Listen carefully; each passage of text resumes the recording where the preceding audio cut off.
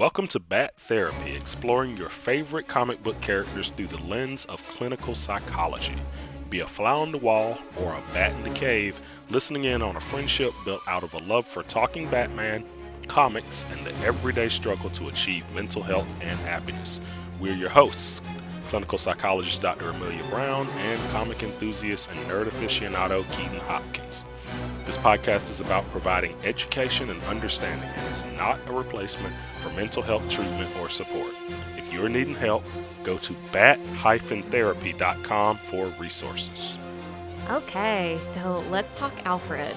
I'm not gonna lie, I was super stoked to talk about Alfred. I love him so much. Yes, we're done with villains now. No more villains. Villains was so last week. Old news.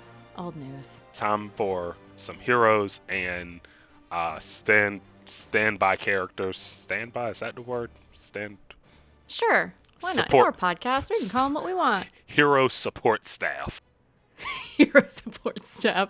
There you go. Right. You know what I love about Alfred, though, is like he is support staff, but he is like the most badass of support staff you could ever have. Absolutely. So the original Alfred was just a butler. Yeah, he seemed pretty worthless from what I haven't read those comics, but from what I've read about it. So his original Alfred's dad took care of the Wayne family, and the dad was like, I want you to follow in my footsteps and also take care of the Waynes. And he shows up at Bruce and Dick's house at Wayne Manor, and he's like, let me be your butler. And they're like, they never really thought it was a great idea, but they're like, sure, okay. And then Why not? Right. And then We don't have any secrets we don't want you to know about. Exactly. It's like this is part of the cover up. Rich people totally have butlers, right? It would be weird if we were just in this house cleaning it our rich selves. And so, yeah, Alfred becomes Dick Grayson and Bruce Wayne's butler, and then he discovers the Batcave, and they freak out, and then he's like, actually, I'm cool with it. And they're like, oh, well, I guess you're our butler forever then. And that was... Because if we fire you, guess what people are going to find out? Right. And so every time we hear about Alfred Pennyworth, there's one of two bat stories. Either he was some military badass special forces guy, or he was a classically trained theater actor. Yes. Post-Infinite Crisis does both. He was in MI5, and then he decided to pursue his acting career, but it was still his father's dying wish that he go take care of the Waynes, and so he becomes the Wayne's butler. Thomas and Martha Wayne are killed, and he becomes Bruce Wayne's caregiver, basically raises him. Now, in some versions, he helps train Bruce. I know in the Earth 1 continuity, he helps train Bruce, but in the post-Infinite Crisis universe, he reluctantly agrees to help Bruce be Batman. And now just... hopefully we have people listening who are also not as delved into comics as we might be. So when Keaton's talking about post-crisis, and he might talk about things, these are to help with people who track the different storylines of the comics. So you don't have to, really know what Keaton's referring to be able to track this character. But essentially there are kind of like generational pockets of storylines. And what's so interesting is even in the same timelines, whenever there's a change in writers will come in and be like, I'm going to do my own thing. Here's their real backstory. And it's like, oh, well, no one asked, but okay, cool. I mean, I guess it has to DC has to approve it. So, but I don't know if they asked for it per se. Yeah, at one point, I know that they introduced, Alfred has a daughter. I think her name's Julia or something like that. Mm-hmm. And he has a long lost daughter, and she just shows up. She's also a badass because that's just how British people are. Yeah, British people in the DC universe, it's just in their blood. And she also assists as the Alfred type character when Alfred I can't remember if he gets sick. Something happens and Alfred can't. He got scarecrowed. Oh, I think. there we go. That's what Yeah. happens in Gotham. Yep. That good old fear toxin Watch out for the running through your gas. veins. Right. Yeah. Right. The water's probably not safe either. I mean, yeah, because I mean, either you got to worry about the toxins in it, or you got to worry about Killer Croc, right? He's just Yeah. out there in the water too, and so Not to mention the gangsters. They probably dump a bunch of not so great things into that water yeah, too. I feel like there's a lot of illegal activity always goes on near the water at the docks, right? You never want to be around the docks at night. There's always something shady Yes. going on in. But back to our wonderful Alfred. Yeah, yeah. See, that's what's great about this podcast. There's always something to explore. Always Oh something. yes. Oh yeah. We can come back to those sewers many a time in those docks. But yes, back to Alfred. So he raises Bruce. Bruce goes off to train or whatever. He comes back. He's like, I'm going to be Batman. Alfred does not want this, Mm-hmm. but he reluctantly agrees because he realizes that Bruce has basically put him in a position where either you can hit the road or you can help Yeah. me. And he basically is like, I'm going to fulfill my promise to do everything I can to help Bruce.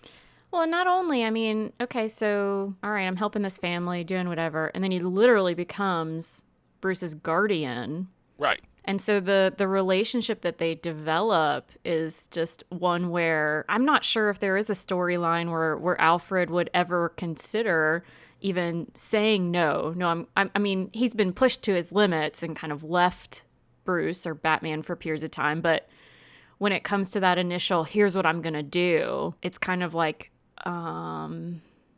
well, I guess I'm along for the ride. Right. And I think that's one of the things that makes Alfred so great. In this Batman family, he is always just the focused point where it's like you can always count on me no matter what's going on. Unless you're talking about Christopher Nolan's Alfred, who just quit in the third movie and just wasn't Y'all, Keaton's Alfred super anymore. super salty about that movie. Yeah, That'll be a good one for us to do. I think the thing you said about it that really struck for me, you were like, just turn it off 5 minutes early and then it's great.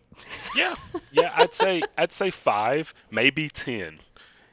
But even I've changed my mind about that. Just don't watch it. I don't know. Oh, we're gonna have to do it for a podcast, Keaton, just so I can hear you be so salty. Yeah, just so you can hear me rage. But yeah, outside of the Nolan verse, Alfred remains loyal till the very end. Yes, sometimes literally. Especially in The Dark Knight Returns. Frank Miller, I mean, he has a heart attack, passes away, but he was still there for the Waynes by Bruce until the very end. But you brought up a very good point about how he becomes Bruce's guardian. So before Bruce even becomes Batman, he is his guardian. He raises he raises Bruce. Not only does he raise Bruce, but when Bruce is like, I'm going to draft all these child soldiers into my war on crime, Alfred's also just like, okay, I guess I'll make extra sandwiches. How do I make sure that these guys don't become sociopaths and serial killers? Right. Like, how do I? Yeah. Right. In the land of Gotham, where the only place to get therapy is Arkham Asylum, I got to make sure that they end up okay. Which cucumber sandwiches, those are key. That's all. That's all it takes to not be really a psycho. And don't get a doctorate. Right. We talked about that. Don't get a doctorate in Gotham, or you'll probably end up a villain. So, okay, for the listeners who don't see our text messages, yesterday in preparation, Keaton is sending me all of these little things about, and then this criminal in Gotham has a doctorate, and this one's a doctor, and this one's a doctor, and Yeah. And I was like, all right, I guess I'm a villain in Gotham. I was like, yeah, Amelia, aren't you a doctor? And that's where I left it. Well. That's where I left it. So be the world's greatest detective and put things together as you will. So, Alfred, the patriarch, if you will, of the Batman family, because everyone looks up to Alfred. Even when Jason Todd came back as Red Hood, he had all the beef with Bruce, Yep. but he couldn't hate Alfred. No, I don't think anyone can. Like, no matter what happens, Alfred is always just there for them in any way that he can be. He is like Yeah. the ultimate cool grandpa, right? And you actually, when we were planning for this episode, you mentioned him being the patriarch of the family. Yeah. And that really struck me because I think a lot of times, okay, it's the Bat family. So you assume at the top is Batman. Hmm. And I guess if you're not paying close attention, it can seem that way. But Alfred is literally woven in amongst all of these different narratives and is really, I think, just a necessary person and character to help Batman be able to traverse the world, right? The Yeah. intensity of this character and what he brings, he almost needs a translator. Absolutely. On top of that, Alfred's also a field medic, so we have to ask ourselves, Yes. how long would Bruce have been Batman without Ooh, Alfred? I like this game. Right? Let's play this. Let's play this game. I mean, I'm just sitting thinking about Batman Begins when Bruce goes out the first time, and Yeah. first time he gets hit with Scarecrow's fear toxin, and he like Yep. falls off the building, and he's just screaming into the mic, "Alfred, help!" I'm like, he's all messed up, and So imagine if Alfred was like literally just a butler. right. He's going to just like come and dust you off. Don't worry, I'll get all the dirt from that rooftop off of you. Right. While you bleed to death. Yeah, what if he was just off the clock? Just like, actually, it's after 7, so... Oh man, can you imagine if Alfred was like, you know what? I need to set healthy boundaries and I'm going to have periods of time where I don't answer my phone. Right. But that's what's interesting. The healthy boundaries went out the window Yeah. the moment the Waynes they're reading the will, and they're like, actually, Alfred, you're the kid's guardian now. Like that's when healthy boundaries went out the window. And I always wonder, like, did he know that was gonna happen? Like, Like, hold up a minute. Right. I tossed my kid out the window. She's over in the UK. Right. I didn't sign up for this. So, Keaton, I know you haven't watched Pennyworth yet. I and haven't. you I was need going to ask you about that because You need to. Yes. you have a leg up on me on that one. I do. I rarely have a leg up on you. I'm so excited by that. So I really like Pennyworth. So especially, I would say like it's one of those stories that's really interesting. It doesn't need to be in the Batman universe, but it's really cool. It really looks at Alfred. He's like out of the army, or he's out of the military. Sorry, I'm talking like he's not in Great Britain, but he's out of the special forces, and Her he's Majesty's just kind Secret of, Service. yes. Sorry, I'm used to working with veterans over on this side of the ocean. The red, white, and blue. That's right. Never mind, it's the same colors. But anyway, Oh yeah, that's true. we claim them because we are American. Yeah, those are our colors now. So what's really cool, though, is it does show the relationships that he has with his family, that he has with other people he was in the military with, which is really cool. It's a really great representation of veterans. But it also shows some development of his relationships with the Waynes. Hmm.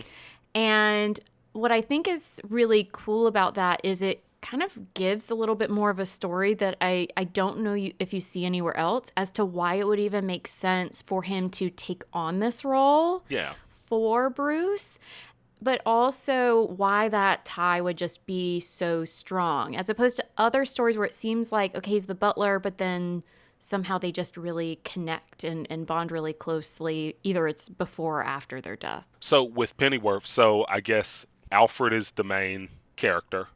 Yes. And then, so Thomas and Martha are still alive. Yes, they're at also this in point. it. So they're not even in the United States in season 1. Okay, cool. Yeah. It's got some cool stuff. You're going to have to watch it. Hopefully it gets popular enough other people watch it too, because it's actually got some really cool mental health stuff in there too that I would cool. be super jazzed to talk about. Okay, Yeah. Season awesome. 1's got some really great stuff in there. I will check it out. I will check out Pennyworth, definitely. Yes. But yeah, Alfred, I think you've got a good point though. In most stories, it does seem like they were just haphazardly put together. And while Alfred does set some boundaries with Bruce Hmm. slash Batman from time to time, like, sometimes he makes him eat or sleep or rest. He kind of though he has to like essentially force Batman to have boundaries, and then he supposedly can step back from that role, but it really is like a 24/7 thing because it's not just like you said. Then he's got all of his sidekicks and other people over the years that have built up. I Yeah, mean, Alfred's got like a 24/7 job to an extent that I'm not sure anyone else has. it's a hard life. And sometimes it seems like it might even go unappreciated. But Yeah. just because he really does get us all. But then every now and then, some I feel like some of the most feel heavy moments is when you see how much Bruce appreciates Yes. Alfred. Like I think it was Batman Annual #3. It was all about Father's Day, Oh yeah. and Bruce basically like it was all about Alfred and how Bruce has accepted Alfred as the closest thing he has to a father figure. It was a really sweet story. And yeah, he does everything that a parent does, everything that a field medic does, Yep. everything that a butler and cleaner Yep. does. And even an actor, right? I mean, that's the biggest acting career of your life is to pretend like Bruce Wayne's just, normal Joe Schmo millionaire. That's a very good point. Like having that secret to keep as a civilian, if you will, Mm-hmm. has to be heavy, right? Because there are only a handful of people that know about the fact that Bruce and his 3 or 4 children That seemed to are conveniently show up when he's got a new sidekick right as are Batman. Batman and the 3 or 4 Robins. It So shocking. I think in the comic books, I think that's how Vicky Vale figures out Because she's that not an idiot. right that Bruce Wayne is Batman. It's because of the Robins, Sure. Yeah. Yeah. right? And I'm sure Alfred had to help out with the social work side of things probably in that adoption process, right? Because I mean, Bruce Wayne's persona isn't is not the person. It's not father material, shall Right. we say. Right. That's a very good point. He has money. That's true. That's That's what it true. is. That He's got money. that always keeps the gears turning. It's like, oh wow, this guy's an alcoholic, possibly a sex addict. It's all right. It's all He's right. always partying, and he wants to adopt. How many children is this now? Oh, he wants to adopt another child. Okay. He gave my kid a scholarship. So you know what? Yeah. Let's just make it happen. He can have another kid. Yeah. One of the things that's really striking to me with Alfred is, yeah, the love between Alfred and Bruce Wayne really is like this intense father-son relationship that really, I mean, is just so strong for so many reasons. Not only have they really only had each other Right. at a very young age for Bruce when he was going through all of these just really important years, but then there's the Batman component and everything it takes to support Yes. that whole vow that Bruce Wayne has. And I was telling you earlier, so I'm rereading Tom King's rendition of Batman, which is like my favorite. Yeah. It's awesome. And so when it comes to Alfred, there's a point where I forget if it's a recording or a letter, but he essentially writes something to Bruce. And it's just so striking how loving it is, how caring it is. And it's all this thing of this desperate desire for him to be able to be Bruce Wayne, to really be the epitome of who he is as a person without the need for Batman to always be present. Hmm. And at the same time, he actually saw how Batman was essentially necessary for Bruce Wayne to survive his parents' death. True.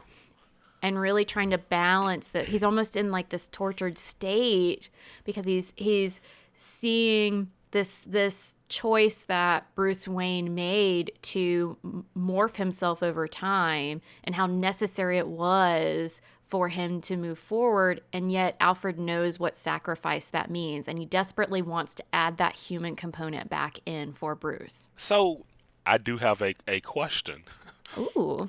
What mental capacity does it take to be Alfred? Because I mean, like we just talked about, there's so many different roles: parent, Yep. field medic, support. Yep. Like Mm-hmm. he helps with breaking down the crime scenes and help Mm-hmm. crack codes, like in the new Batman movie. Also, like, that mansion's not small, and we don't Right. know of anybody else cleaning that place Right. and cooking the meals. It's and massive. Right? Yeah. It's massive. Meanwhile, I can't keep my kitchen sink empty. Yeah, absolutely. And like whenever they show in Gotham City, on the outside of Gotham City, there's only two things out there. There's Arkham Asylum, that's in the deep, dark woods where creepy asylums would be, and then there's Wayne Manor, that's probably somehow larger than Arkham Asylum. Like Yeah, well. those are the two things on the outskirts of Gotham, and I don't even think that interstates exist. I don't even know how people get into Gotham. Like, whenever they show it in movies, it's just there's a bridge leading into Gotham, and then Yep. And then the Batmobile somehow comes out of a waterfall, and right, then he's in Gotham. but it Yeah. always comes across the bridge. Which, if I were fishing off that bridge, I'd be like, huh, interesting. Batman must work at Arkham Asylum. Or perhaps Or, it's Bruce Wayne. to quote Shang-Chi, or... And then he goes and he just sees Batman doing karaoke over at Arkham Asylum. Right. But Yeah, so you were asking this great question of, okay, so what mental what is it? capacity? Like, how does Yeah. someone keep it together being that guy? Because I'm not going to lie, when I think about it, I think Alfred might be more impressive than Batman. That's a great comment, where I think a lot of times, just in general, we put so much on the face of something, right? So who is the face of a creation or an entity, or a creation? And we forget about the support behind the scenes. Right. And this is, you had a really good point that somehow I've managed for years not to really think about. What if Alfred was just a butler? How long would Batman have gone on? Maybe 20 minutes if he was lucky, right? Right. Because, I mean, especially those first few years, he was getting beat up a lot, right? Because half the time it's like, hey, Alfred, do this, order this. I don't even know if Bruce knows how to use Amazon, right? Like, Alfred does everything. Yeah, and like we've been talking about, right? Okay, let's say Batman's out. That doesn't mean that Alfred just gets to sit around and do whatever, right? He's doing things behind the scenes, gathering information from what Batman is filming or taking and analyzing on the computer. He's helping to just kind of track where he's at, making sure things are okay. Oh, and then there's the giant mansion to take care of. Right. So, yeah, I think the first thing I want to say that hopefully will be a relief to all of us as human beings is I don't think Alfred's character is humanly possible in the real world. Right. Right? Agreed. Yeah, it's just not possible. But, I think you're hitting the nail on the head, which is this is someone who is highly functional. What's interesting is, we talk about Batman and how he has this vow and how committed he is and all the sacrifice. Alfred has the same kinds of sacrifice, and yet it's in a different way. Right. Because he's able to make connections with people and do these things. And it's probably because he's the support staff. Right. So for him, he might be able to do a lot of more of these inner workings and things while getting fed by maybe having some better connections. Batman does a lot of things on his lonesome, quote unquote, so to speak, although he does have all this support from Alfred, where Alfred probably has all these connections and linkages with other people that keep him more afloat than Batman, versus Batman has Alfred and the rest of the Bat family when he hasn't pissed him off too much.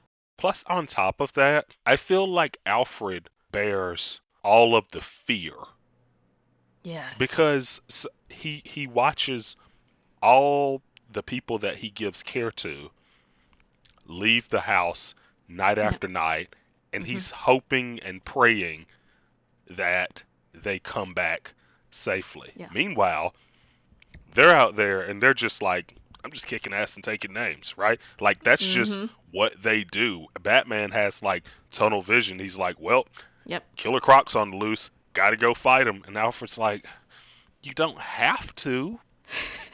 And literally, too, Batman's like, I'm going to take all of my fear and I'm going to deflect it onto everybody else so that everyone else fears. And I am going to just pretend mine's not there. But it does it. But yeah, it's more kind of then Alfred takes it on. I'm going to be afraid for you. Right, right. Like, I remember in Batman Arkham Origins, it's all set on Christmas Eve, and Black Mask, it's Joker disguised as Black Mask, hires like several assassins to kill Batman.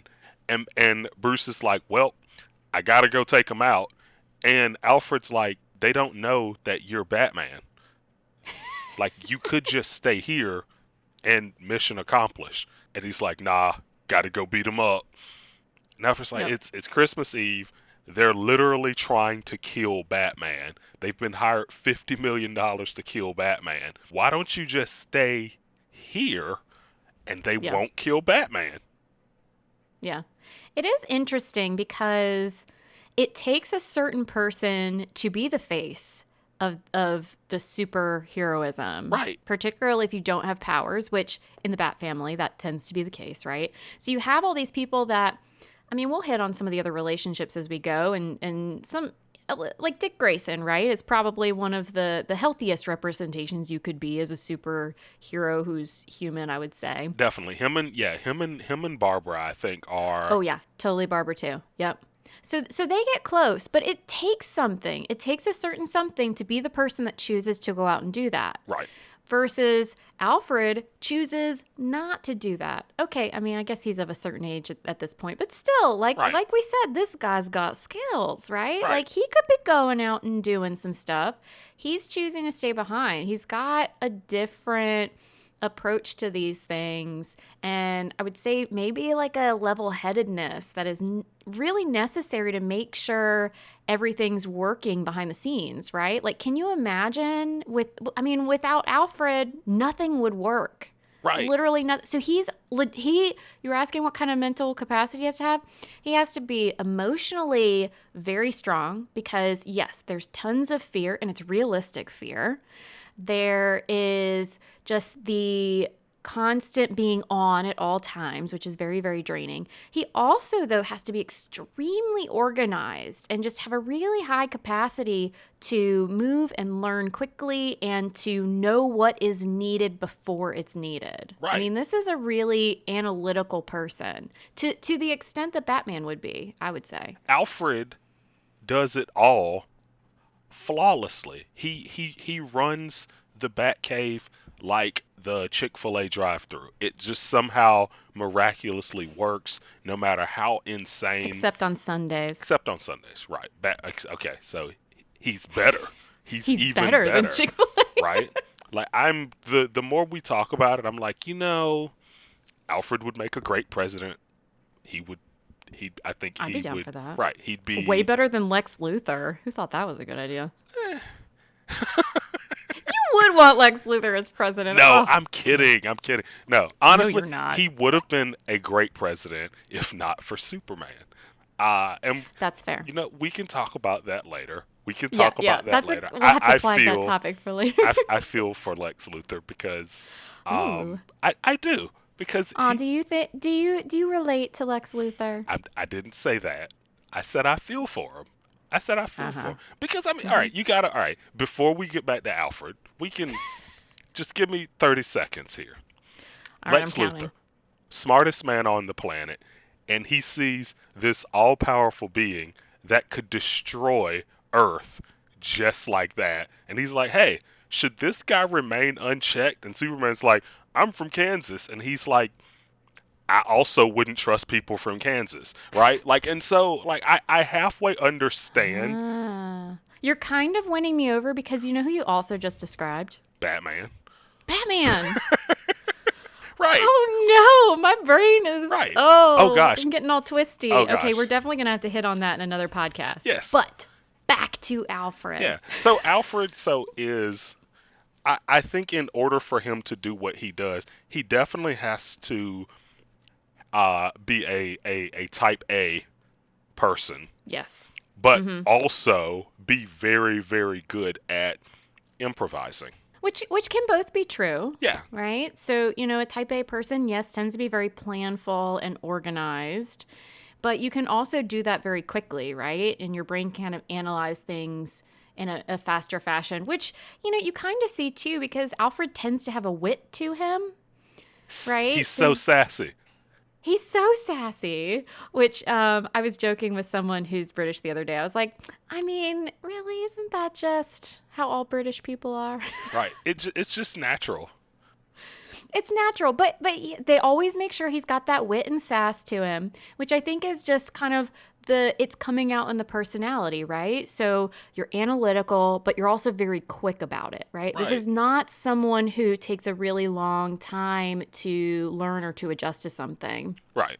And so, like, if you look at the daily life of Alfred, I'm sitting here imagining it. It's like 4 a.m., Batman comes back, he sews up and gives Batman antibiotics from where he got, like, bit by Croc, and sews his wounds, checks for concussions, because there's also just an x-ray machine that has to be in the Batcave. So Alfred's also a radiology technician, right?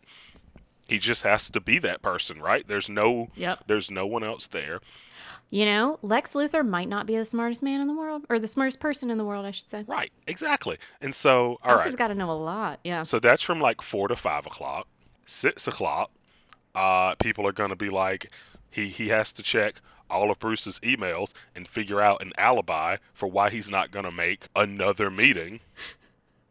7 o'clock, he goes to buy groceries, right? Because... I didn't even think about groceries. Right. Acid reflux can't stop Batman, right? And so, got to make sure that Pepto-Bismol's stocked. Got to make sure that there are fresh bagels that won't be eaten. Right? Yeah. He has to do all of these things and at some point sleep. So, what I was just thinking about is he might sleep less than Batman / Bruce Wayne, right? Because he has to be awake during the day, right? Yeah, he's got to be awake doing stuff. And half the time when Bruce is asleep, it's because Alfred's drugged him. Because he has to, right? To make him go to sleep. That's true. Right? That's true. So I mean, like, you're having to do all these things. Like, yeah, this man is up a lot of the time doing a lot of things.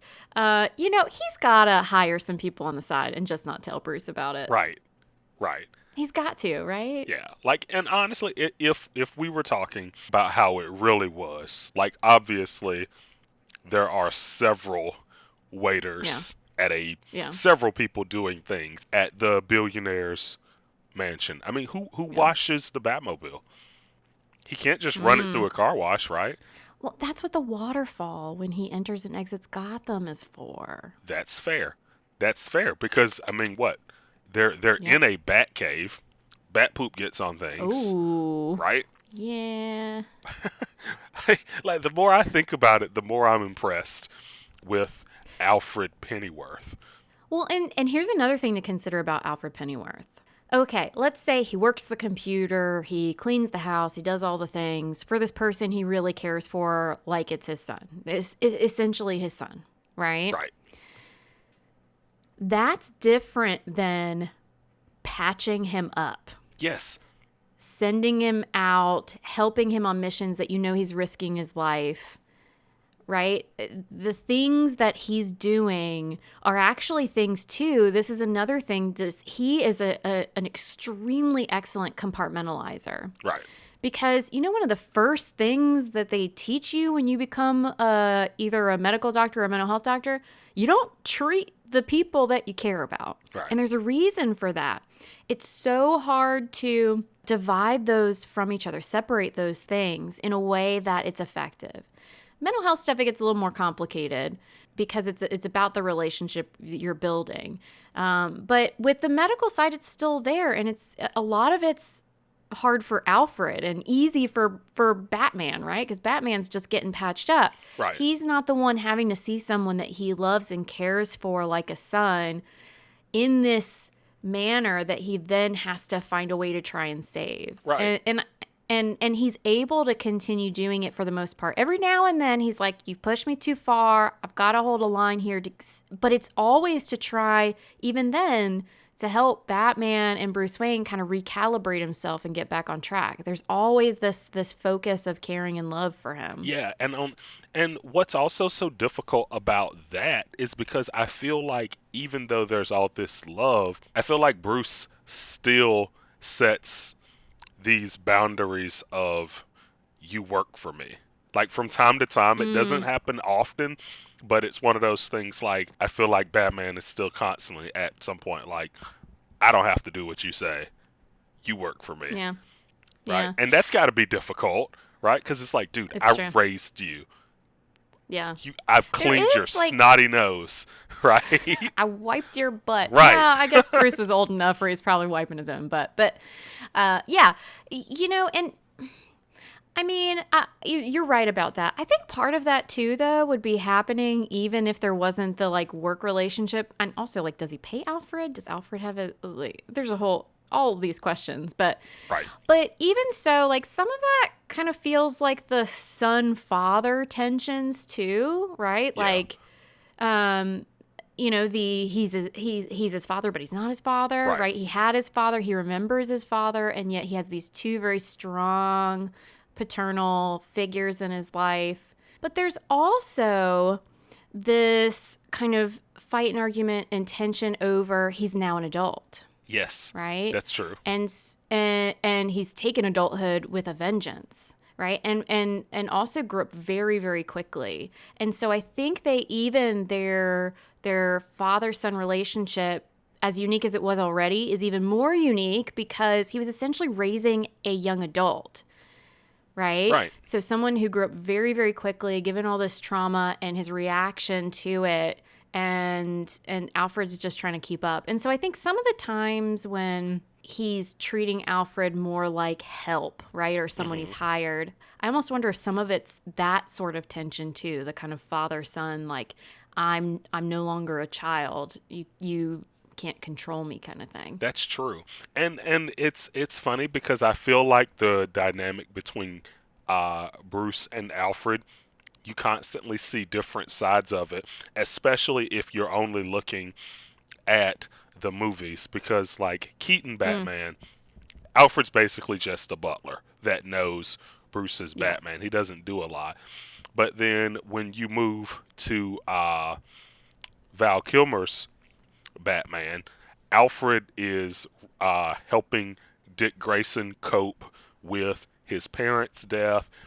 And at one point, Bruce even gets mad at Alfred because Dick is like, I want to help fight crime too. And Bruce is adamant in saying no. But Alfred is encouraging him and kind of pushing him, like, become the man. Which is interesting because you'd think it'd be the opposite. Right. Alfred's like, become the man you want to be. And Bruce is upset because he's like, you're encouraging him. Like, what are you doing? Then you move to George Clooney Batman. Alfred gets sick. Yeah. And Bruce and Dick are distraught and trying to figure out how to cure him. And Mr. Freeze, in the end, helps cure Alfred of, I can't remember what the disease was that he had, that he was suffering from. But you see like all these different takes of Alfred. Yeah. And then there's the Nolan Alfred, who is great for like 1.5 movies. Yeah. Oh, Keaton. Yeah. Yeah, as you're talking about him too, I'm just struck by, it's almost like Alfred and Bruce, or Batman, however you identify him as what his major character is, but it's almost like they're not complete without each other. Right. Right? Like, Batman is this powerhouse, and yet we're talking about how he can't function without Alfred. And I'm also just kind of struck. It's like Alfred balances out Batman, right? And I was talking earlier about like Yeah. translating for him, connecting, right? It's almost like there were parts. Bruce purposefully set aside parts of his connection to other people and things that connect him to the human experience, like fear, for example, and how he deals with these things. He set them aside. Mm-hmm. But I almost feel like part of how he was able to do that is he knew that Alfred would pick them up and take on those pieces for him. Here's my next question, because we were talking about how Alfred more or less raised Bruce after his parents died. Do you think that at some point Alfred probably saw what Bruce was kind of becoming and leaning towards? Or do you think that it kind of just caught him off guard when Bruce shows up and he's like, I'm to be Batman? Like, I wonder how it happened, because you got to think, if this were a real situation, like, I would immediately be thinking therapy after, no matter what way a child loses their parents, no Sure. matter what happened, I would immediately think, get this kid into therapy. Like, he's going to need a lot of help, right? Well, and a lot of times, too, it's not...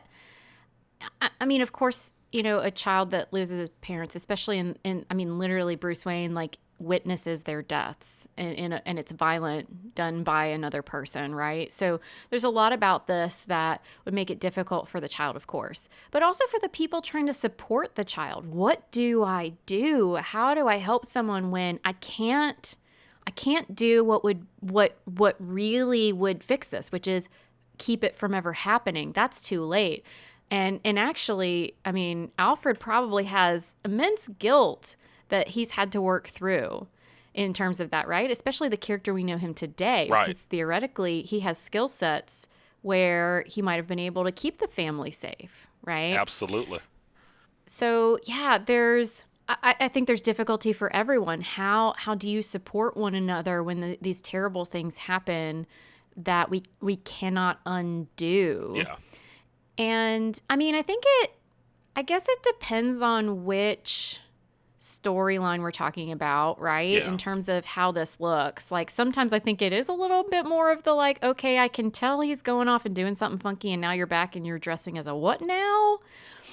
But then other times it's like, oh, you know, I watched how you struggled, and I watched how you took it and created this vow out of what is happening, and saw how it took these pieces of Bruce as a child and almost transformed him into a future self based out of this, where it wasn't, I guess, as much of a surprise. Right. But yeah, I don't know.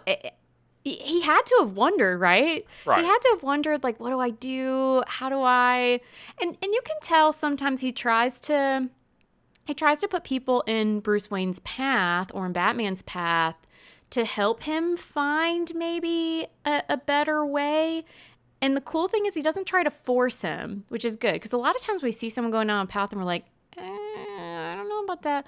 We try and stop them. Right. And if we try and stop someone, what do we do if someone tries to stop us and we want to do something? We dig in our heels and we say, well, I'm going to go do it. And that's right. And you know, that's got to be so difficult for Alfred, because from Alfred's point of view, one, he's upset because he couldn't save Dwayne's. Mm-hmm. Two, you have to wonder how he's feeling as Bruce's parent and guardian. Yeah. That he's like, am I a bad parent because I was supposed to raise him, and this ended with him leaving every night to go beat theatrical villains and their henchmen to a pulp literally every night of the week.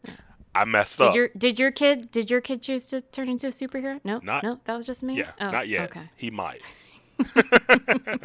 Right. It is kind of one of those things, right, where he's probably constantly having to balance that piece of what can I do to put him on the best path possible, while also recognizing that there's only so much that you can do. Right. And I mean, there are definitely times where he talks about, like, I failed Bruce. I wasn't what he needed at the time, but I did all I could. Right. But at other times, I mean, it highlights how he tries to help guide him to be the healthiest version of himself that Bruce is choosing to be. Right. Which is what we want parents to do. Right. Like I have a 2-year-old, and as much as I like Batman, I would definitely want to do everything in my power to hope he doesn't become Batman, right? Don't act like you don't dress him like Batman on a daily basis. I do, but I don't dress him like the Batman that obviously has mental health issues. It's just he looks really cute in a Batman costume. It's not something I'm striving for Yeah. for You're just him. striving You're just striving for him to love Batman, as you do. To be a billionaire with a rocket car. All right, that's fair. Right. That pays I think we can all strive that pays for that. his fair share in taxes. That too. Right. I don't want him to die hero. Well, that's the thing though, right? Or live long enough to become a villain. So your kids too. Right. And I bet that there are things where you're like, why can't I just change his mind on this? He's only 2. Right. He's not like he's not an adult yet. Why Right. does this seem why is this so hard, right? Right. So imagine the stubbornness, because they talk a lot about how stubborn a child and an adult Bruce Wayne is, right? So the very stubborn person who has convictions, once he settles on something, that's what he's doing. And that's your kid, right? And it's okay. So, all right, my kid's going to dress up as a bat. What do I do? Right, because there had to be a time where Alfred realized, like, I am not going to be able to change his mind anymore with chocolate chip cookies and ice cream. It's not going to cut it. Exactly. Yeah. Yeah. And that's the thing, right? Is okay, I cannot change his mind, because he tries. Mm-hmm. There are areas where, he's like, oh man, are you really sure about Give this up. Like, you could be happy. Yeah. Look. Yeah.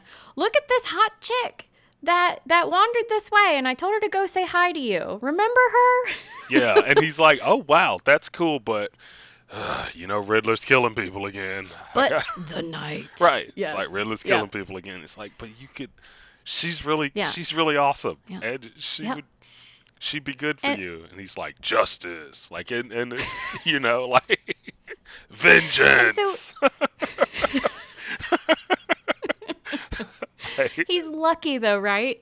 They're lucky that they're in a world where what Bruce is choosing, it rids him of a lot of happiness and joy and connection, but it doesn't put him in a place where he completely falls apart and isn't able to function. That's true. And he could. Alfred sees, I think, the potential of if he could not find some really significant driving force, he saw the signs that Bruce Wayne really could break down in a very scary way. And so I think he was like, you know what? The lesser of two evils.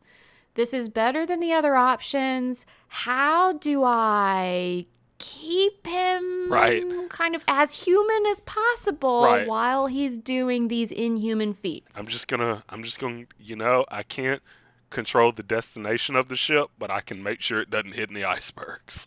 Exactly. Or at least the icebergs, I shave off the sharp edges a little bit. There we right? go. There we go. There you go. Yeah, he's still bumping into some. I don't think anyone rolls with the punches quite like Alfred does. Mm-mm. Right. Yeah, not at all. I mean, he's definitely, the more I think about it, the more I think he's just an incredibly healthy mentality. Like, is he perfect? Of course not. No human is perfect. Not even Superman, his stinking way, is perfect, right? Like, none of these characters are perfect. It's why we love them, because they have these realistic pieces. But he really, like you said, he's just able to take on a lot, not just activities that he takes on, but there's just a lot of mental and emotional load that, once again, he carries for the people who go out and do the acrobatics so that they can actually go and do it. Right. And he has an in on what they're really feeling. Like, even like you just mentioned Superman. Like, if Superman really wants to know how Bruce is doing, he asks Alfred, because he knows that Batman isn't going to tell him, right? Right. Like same thing with Dick and Jason and Tim and Barbara. Like if something's going on with Bruce and he's not saying anything, first person they go to, Yep. Yep. Alfred, what's really going on? Yep. And And Alfred is the one that also with Bruce, right? yeah, So he's a lot of times Batman doesn't even necessarily know he needs something yet, right? It's that anticipation, and Alfred's always there, and he's offering things up, and they almost have this like unspoken connection where he's doing the same in the other direction. yeah, Yeah, yeah. He's remarkable. He really is a remarkable character. And yeah. And you know who Superman is afraid to get on the bad side of? Alfred. Alfred, And I love it. right. I love that. Yeah, you don't Yeah. want to. Yeah, no one wants to be on If you're on Alfred's bad side, Ooh, buddy. right? Like if that would put you on the bad side of the entire Bat family, and that's scary because Red Hood plays for keeps. Like depending on what mood Jason Todd's in, that might just be it for you, right? Oh man. Gosh. Yeah. So, I have a mindful nerd moment if we're ready for it. Okay, a Pennyworth nerd moment. Yes, a Pennyworth nerd moment. I'm always excited. I'm gonna get Nice. comfy. Yes. So getting comfy is always key. So what I decided to do for him is I was like, okay, what could Alfred use a little bit of? So you were mentioning earlier how, man, this guy's doing a lot of stuff. He's always having to be on point. How in the world he's doing it? Oh, and also you're probably scared, terrified, and worried most of the time because all the people you care about seem to always want to put themselves in front of a bullet, right? Right. So I chose one of usually the starter kind of mindful activities that we'll do with people. It's a nice starter, and it focuses on deep breathing. Sometimes people call it deep breathing, diaphragmatic breathing, abdominal breathing. Essentially, we're just trying to take some nice, slow, deep breaths. And the reason this is a nice starter one is, one, I'm assuming you're already breathing because you've been talking to me for a while, so you're alive, right? So I try to be. if we try to be, right? It's all we can do. So we're already breathing. And when we're tense or anxious or doing a bunch of stuff, a lot of times what happens is we hold our breath, or it gets irregular in some way, it gets shallow. And really what we're trying to do is shift from that more anxious state to something a little bit more relaxed so that you're getting your blood flowing, your oxygen flowing, and you can actually focus and pay attention to what you need to overall. All right. So it's using what you're already doing, your breathing. It tends to be really effective, and you can do it really quickly. Okay. You can do a few deep breaths, or you can take a few minutes. And so I was like, okay, what can Alfred do? Because he's like literally in the middle of something all the time. Deep breaths. So getting comfy. Right. When it comes to getting comfy, trying to just make sure that you feel solidly seated. So you're if someone's sitting in a chair listening, then your feet are flat on the floor. Trying to make sure that you're comfortable. You're not tense, but you're not, you're not kind of leaning at any awkward angles either. Right. And so what I'd encourage you is either hang in your arms just loosely by your sides, or you can put them in your lap. And first, let's just, if you're comfortable with it, closing your eyes, or if it's your preference, you can also just unfocus your gaze. So just kind of look at a boring old corner in the room and make sure you're not paying any close attention to anything. So as you're doing this, just notice what your breath is at first. Notice what it's like to breathe. How does it feel? And just take a few moments to pay attention to it without worrying about changing anything about the breath. And next, I'd like for you to take several deep breaths. And I like to encourage counting silently to yourself. You can think in 1, 2, 3, and then out. 1, 2, 3. And as you continue to breathe, if you're able to, breathe in through your nose. If you're not, it's okay to do it through the mouth. And then exhale through your mouth. Once again, thinking to yourself, in, 1, 2, 3, out, 1, 2, 3. As you notice your breath, pay attention to where the air goes once it is inside your body. Breathing in, 1, 2, 3, and out, 1, 2, 3. Do your best to try and make sure the air is moving all the way to the bottom of your lungs, down into your abdomen. It can help to even put one of your hands on your stomach so that as you inhale, you notice your breath going deep into your abdomen with your hand rising and then falling as you breathe out again. With an in, 1, 2, 3, and an out, 1, 2, 3. When you breathe deeply, the air comes deeper into your lungs and delivers fresh and rejuvenating oxygen to your muscles. Just pay attention to keeping on breathing in a slow manner, really filling your lungs all the way down deep into your abdomen, and then making sure when you exhale that you let all that air back out. And now, let's just take one more deep breath in. 1, 2, 3, and then out. 1, 2, 3. Before we start to bring ourselves back to the room that we're in, feeling the floor beneath you or the chair underneath you, noticing the air, how it feels on your skin,